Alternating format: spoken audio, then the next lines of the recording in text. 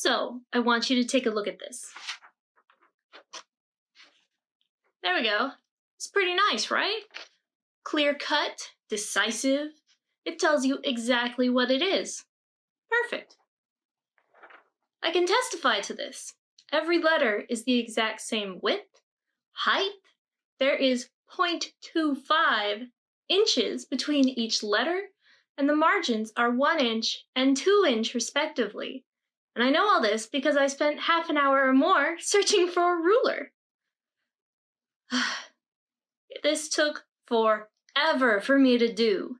And actually I had to do it twice because the first one did not live up to its name. And yes, they both put the pain in painstaking. I'm trying to get everything in line, in margins, justified, whatever you want to call it.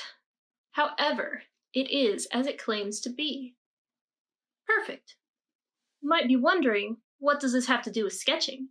I hope she is not holding me up to the perfect standard of perfect sketchwork. No, there is no such thing. In fact, this is how much perfect has to do with sketching. You see, sketches are beautiful because they are messy. Sketches help you work out your artistic problems on paper before you actually get to your big drawing.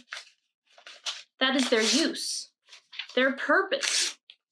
That is what they are intended for. So perfection has nothing to do with it at all. In fact, it'll hold you back. So I want you to take all those picture-perfect ideas of the perfect sketch and the perfect sketchbook and throw them out the window. Right, I'll see you in class.